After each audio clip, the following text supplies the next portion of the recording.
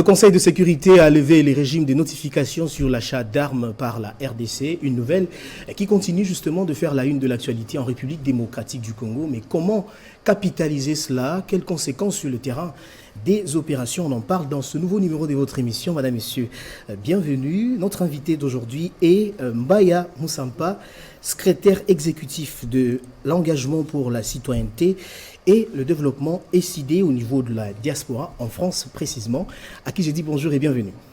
Bonjour, merci de me recevoir. Merci surtout d'avoir répondu à notre invitation.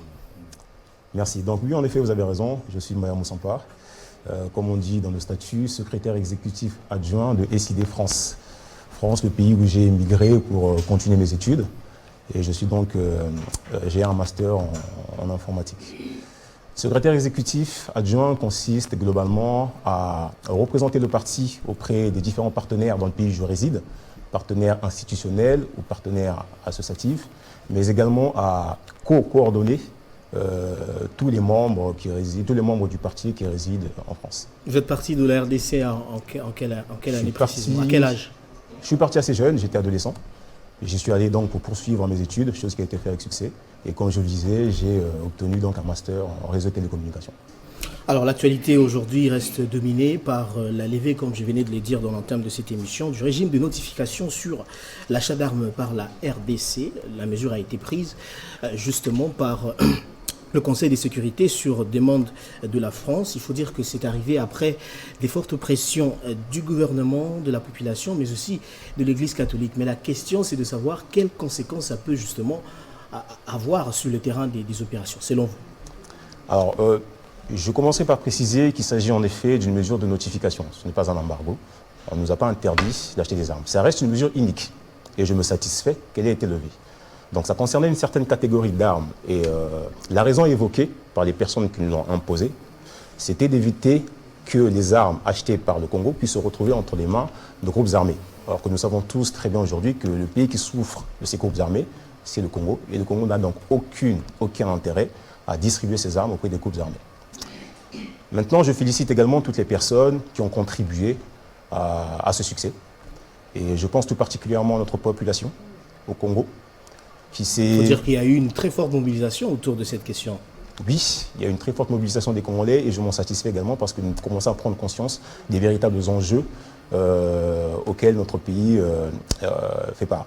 Donc, félicitations à nous de nous être mobilisés, de n'avoir fait qu'un pour dénoncer cette mesure totalement inique. C'est une victoire diplomatique? Alors, je ne vais pas faire de polémique. Si en effet le gouvernement actuel a sincèrement et de sa propre initiative mené ce combat pour que cette mesure soit levée, en effet, le gouvernement est à féliciter. Mais malheureusement, je pense qu'il a accompagné un combat initié par le peuple congolais. Et est-ce que vous pensez que ça tombe à point nommé et ça permettra justement à la RDC de mieux se défendre? Quelles conséquences ça peut avoir sur le terrain des opérations? Parce que ça nous a empêché justement de nous procurer des armes. Maintenant que la mesure a été levée, donc cette mesure de notification sur l'achat d'armes, qu'est-ce que ça peut avoir comme conséquence sur le terrain des opérations, selon vous? De mon point de vue, je pense que la conséquence, les résultats seront très mesurés. Pourquoi? Parce que le plus gros défi de notre armée n'était pas cette mesure, aussi inique soit-elle. Le plus gros problème de notre armée, c'est le sous-financement chronique depuis déjà le régime précédent. Moi, j'ai analysé les différentes lois de finances qui ont été votées et leurs exécutions. Et ce que j'ai appris, moi, m'a scandalisé personnellement. Notre pays est en guerre depuis 2 décennies, depuis globalement l'invasion rwando-ougandaise de 1997. D'accord? Donc c'est un état de fait qui est connu de tous, y compris de ceux qui ne sont pas politiquement engagés ou qui sont à l'extérieur du pouvoir. Et ce que je vous disais, c'est que j'ai appris en analysant les lois de finances que la part du budget que l'État dédie alloue à la défense est passé de 9% en 2018 à 8% en 2022. C'est-à-dire que ça a baissé relativement. C'est une faible baisse, mais c'est une baisse qui est inadmissible, incompréhensible, au vu des menaces de plus en plus importantes auxquelles notre pays fait face. Et ce qui est le plus troublant, ce qui est le plus regrettable, c'est que dans le même laps de temps, Le budget, par exemple. Mais il faut quand même dire que le gouvernement a mis beaucoup de moyens justement, à la disposition de nos forces armées. Ce n'est pas une preuve d'une bonne volonté? Laissez-moi aller jusqu'au bout de ma démarche. Allez-y. Donc, je viens de vous montrer que la part du budget alloué à la défense a baissé relativement. On est d'accord? Et je disais que c'était d'autant plus regrettable que la part du budget dédiée à la présidence, pour ne citer que la présidence, elle est passée de 4% en 2018 à 8% en 2022.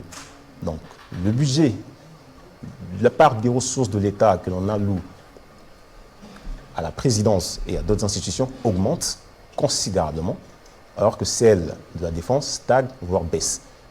Pour moi, ça, c'est un manque de volonté, c'est un manque d'envie des gouvernements de construire une armée qui soit puissante, qui soit républicaine et qui soit dissuasive.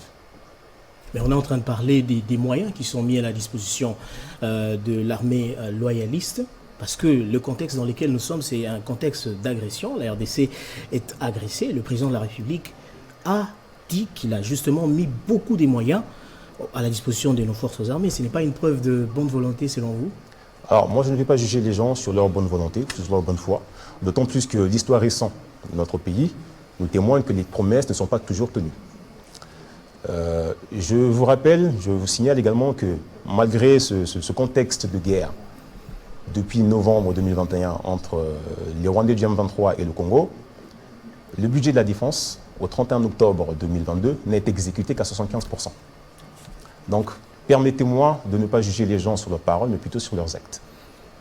Alors, vous remettez justement en cause la gestion de la crise sécuritaire par l'actuel pouvoir, mais que propose votre parti, le parti de Martin Fayulu, l'opposant à l'actuel régime? Que propose Martin Fayulu? Que proposent les idées de Martin Fayulu face à la crise qui frappe la partie est de notre pays, en termes de solutions, en termes de pistes et de solutions?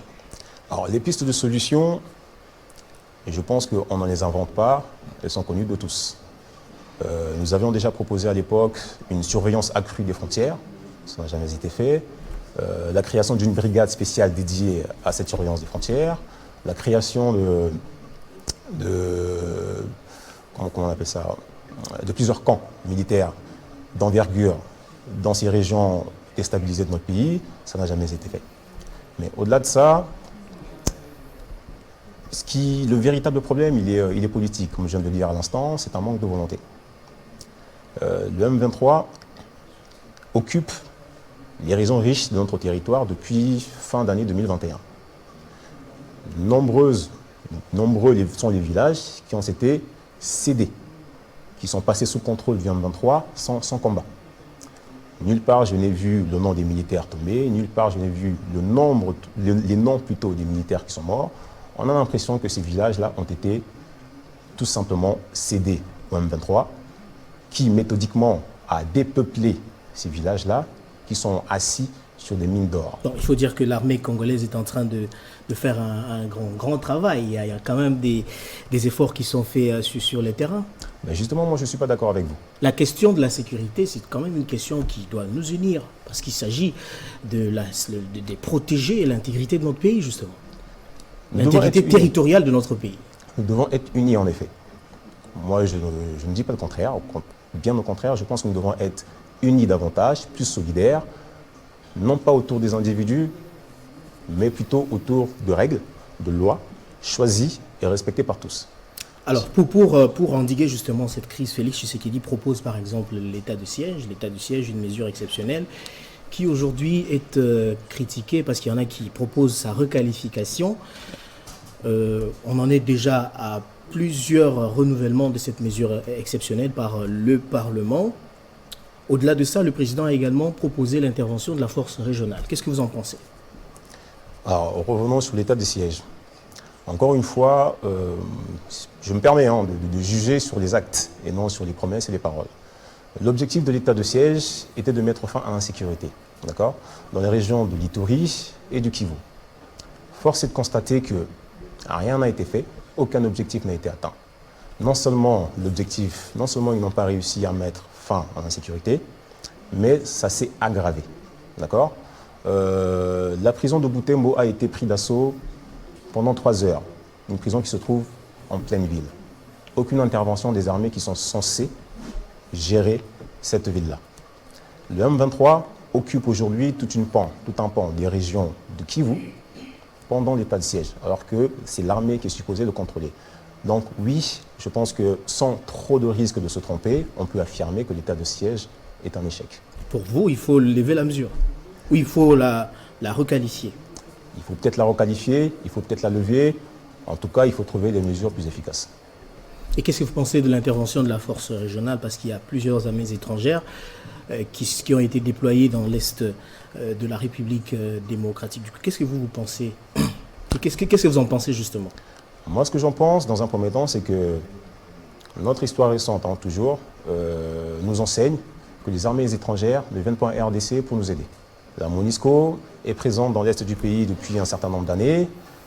Le résultat, vous en conviendrez, est mitigé. Plusieurs de nos compatriotes ont été assassinés par cette MONUSCO.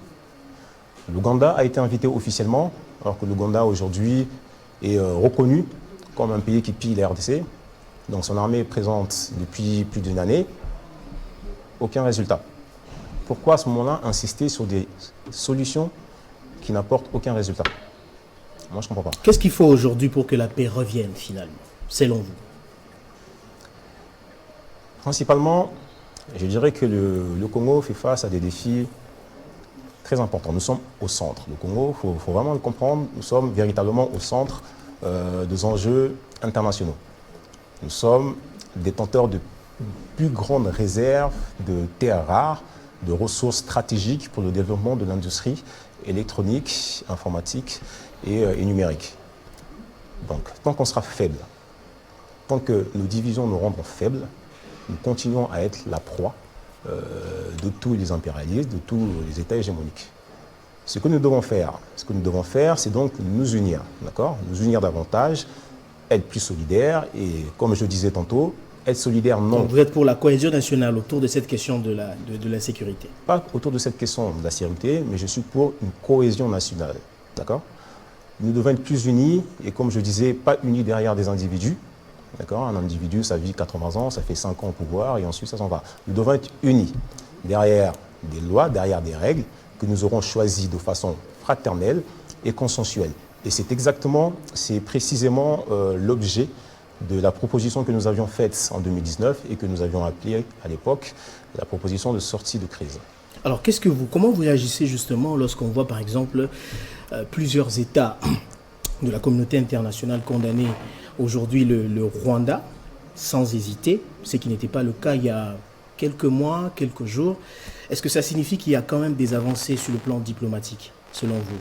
Parce que par exemple la France, qui n'arrivait pas jusque-là à pouvoir condamner le Rwanda, la France a condamné aujourd'hui le Rwanda. Est-ce qu'on peut parler aujourd'hui des avancées sur le plan diplomatique? Non, très clairement non, de mon point de vue en tout cas, parce que les condamnations du Rwanda, on en a entendu depuis très longtemps. Donc on ne doit pas se limiter là, il faut aller au-delà. On ne doit pas se limiter à cela, on ne doit pas faire reposer nos espoirs sur ces pays qui, je vous le dis, profitent des minerais qui sont pillés en RDC. C'est ça qu'on doit savoir. Les minerais qui sont pillés en RDC, ce sont des minerais très stratégiques, des métaux rares qui profitent aux pays industrialisés. Et les pays industrialisés, aujourd'hui, on sait qui ils sont. Ok, alors on va aborder très rapidement notre deuxième thématique. Je voudrais d'abord demander à la régie de nous balancer un élément avant qu'on aborde la deuxième thématique de cette émission. Je crois aux élections. Je crois que de bonnes élections peuvent changer le devenir du peuple congolais. Je suis arrivé dans ce centre, ici au collège Saint-Raphaël. J'ai été très très bien reçu par le personnel, commué au service, très gentil, même s'ils travaillent un peu dans un cadre pas très élégant, mais ils sont dévoués, ils sont de bonne volonté, ils font très très bien leur travail et le service a été fait comme il se doit. J'ai seulement constaté que la qualité de la carte qui m'a été délivrée, on dirait une copie L'image est en blanc-noir, contrairement à ce qu'on avait avant. J'ai eu un peu comme l'impression qu'en 2015, en 2005, la carte avait meilleure qualité. Au fur et à mesure qu'on avance, la qualité diminue. Ce serait quand même bien que les services de la CENI veillent un peu à ça. Tous ceux qui ont l'âge et qui remplissent les conditions de se faire enrôler puissent venir nombreux, parce que c'est de cela que dépendra demain la qualité des élections. À partir de l'enrôlement, nous saurons par circonscription combien de sièges revient, et plus on est nombreux, plus nous savons faire de bons choix lors des élections. Alors on vient là de suivre justement la réaction du cardinal Ambongo qui s'est enrôlé, c'était hier justement, mais il déplore la qualité de la carte d'électeur. Il y a beaucoup de critiques, on dit également que les électeurs passent beaucoup de temps dans des centres d'enrôlement. Est-ce qu'on peut dire que c'est déjà mal parti pour cette opération d'enrôlement, selon vous? Oui, vous avez tout à fait raison. Non seulement c'est mal parti, mais ça avait mal commencé, avec des lois électorales que nous avons condamnées, avec une composition de la CENI que nous trouvons non conforme aux lois du pays. Ce que moi j'aimerais dire, avant d'aller plus loin dans ma démarche, c'est que l'organisation des élections tous les 5 ans, nous devons bien le comprendre, ce n'est pas un caprice du gouvernement, ce n'est pas le résultat de la bonne volonté ou de la bonne foi de telle ou telle personne. Non, c'est une exigence constitutionnelle, c'est par conséquence une exigence du peuple congolais. Vous savez, en français, on dit qui a bu boira. Les membres, le régime actuel, l'oligarchie qui dirige le Congo depuis 20 ans, depuis la mort de Laurent Désiré Kabila, et les membres qui le composent sont issus de la fraude. Et depuis une vingtaine d'années, ils gouvernent le pays en piétinant littéralement les règles fondamentales de notre Congo. Donc nous n'avons aucune confiance en leur bonne foi supposée pour organiser des élections transparentes. Et bien au contraire, nous pensons qu'ils sont en train de planifier une nouvelle fraude. Le calendrier est déjà publié. Le calendrier est déjà publié, sans concertation. C'est une preuve qu'il y aura des élections. On connaît même la date de la tenue de la présidentielle qui aura lieu le 23 décembre 2023. Aujourd'hui, l'opération normalement a déjà débuté. Les élections doivent avoir lieu. Est-ce qu'il y a encore lieu d'avoir des doutes sur la tenue des élections? On n'a pas de doute sur la tenue des élections. Okay? Nous sommes convaincus que le gouvernement est en train de planifier une fraude. C'est tout à fait différent. Il faut le prouver. Je vais donner des éléments qui corroborent ce que je suis en train de vous avancer. D'accord ? Nous avons par exemple constaté en analysant la répartition des kits électoraux que dans les régions supposément favorables au pouvoir en place, par habitant, il y a plus de kits que dans les régions où ils estiment qu'ils n'ont aucune chance de l'emporter. D'accord ? Il y aurait par exemple un kit pour 90 habitants plus ou moins à Kinshasa contre un kit pour une trentaine d'habitants dans une province du Est-ce que techniquement ça ne peut pas s'expliquer? Parce que selon le président de la CENI, le souci c'était de rapprocher les centres les centres des électeurs justement. Je ne parle pas du nombre de centres, je parle du nombre de kits. D'accord? Rien n'empêche d'avoir 100 kits dans un centre ou 10 kits dans 5 centres. Je parle du nombre de kits, qu'on soit d'accord. Un kit est censé enregistrer, il me semble, je crois, 60 électeurs par jour, mais à Kinshasa, on est à 90 électeurs par kit. Alors que dans d'autres régions, on est à peine une trentaine d'électeurs par kit. Donc il y a clairement une envie de minimiser le nombre d'électeurs dans les régions où le pouvoir pense qu'ils n'ont aucune chance de l'emporter. Mais ça, c'est juste un élément. Est-ce que ça n'arrivera pas au fur et à mesure? Parce que quand vous parlez, il y a par exemple le territoire de Kwamut, oui, où les kits n'ont pas été déployés. La CENI avance comme raison l'insécurité qui gangrène cette partie du pays. Est-ce que ce n'est pas une raison rationnelle, selon vous? Alors, il y a en effet des raisons potentiellement rationnelles. Je ne dis pas qu'on a affaire à des diables en face de nous, non, absolument pas. Mais l'autre élément que j'aimerais préciser avant de passer à autre chose, c'est le fait que le gouvernement n'ait pas doté la CENI d'un budget de la sensibilisation. Ça paraît anodin comme ça, mais c'est hyper important parce que cela signifie quoi? Cela signifie que puisque la CENI ne sensibilise pas, c'est aux différentes parties prenantes, aux partis politiques donc, de faire la sensibilisation. On est bien d'accord? Cela signifie quoi? Cela signifie que les partis qui ont le plus de moyens pourront sensibiliser davantage. Donc on favorise les partis qui ont le plus de moyens, on favorise les partis au pouvoir. Et ça, c'est non démocratique. Alors, c'est selon votre point... Je donne des faits. C'est justement selon votre point de vue. On peut les contester si vous voulez, mais je donne des faits. Votre leader, Martin Fayulu, s'est fait enrôler également, mais dans une déclaration commune signée par lui, Matata Mponyo et le docteur Mukwege, il demande la recomposition de la centrale électorale. Mais il est allé se faire enrôler. Ce n'est pas contradictoire. Non, ça n'est pas. C'est décorrélé de mon point de vue. Il y a le processus d'enrôlement et il y a les décisionnaires qui se situent au niveau du bureau. Voilà. Donc, changeons les décisionnaires, faisons en sorte que ça soit conforme à la loi, faisons en sorte que ça soit équitable, parce que le processus électoral, les gens doivent le comprendre. Il n'appartient pas au gouvernement, il n'appartient pas au pouvoir. Le processus électoral, il appartient à toutes les parties prenantes. Il doit avoir une parfaite équité. Voilà. Alors, est-ce que Martin Fayulu aujourd'hui acceptera de s'aligner aussi derrière d'autres candidatures? Parce qu'il faut dire qu'il y a quand même beaucoup de candidatures. Lui-même s'est prononcé comme candidat à la présidentielle. Il y a Matata Mponyo. Il y a Moïse Katumbi qui sera également candidat à la présidentielle de 2023. Est-ce que votre leader sera prêt à s'aligner derrière d'autres candidatures? Il l'a dit. Il l'a dit. Si le peuple congolais lui demande de s'écarter au profit de quelqu'un d'autre, il le fera sans hésiter. Alors, la Haute Cour, la Cour constitutionnelle a validé le vote par les Congolais vivant à l'étranger. On parle de quelques pays qui sont sélectionnés, où les Congolais vont devoir voter, donc les Congolais qui vivent à l'étranger. Il s'agit notamment de la France, de la Belgique, etc. Est-ce que vous pensez, selon vous, que ça va renforcer l'inclusivité des échéances électorales? Je ne veux pas non plus faire de polémique inutile. En effet, plus il y a de Congolais qui votent, plus la légitimité des dirigeants et des représentants... La France est concernée, où vous vivez justement. Sera forte.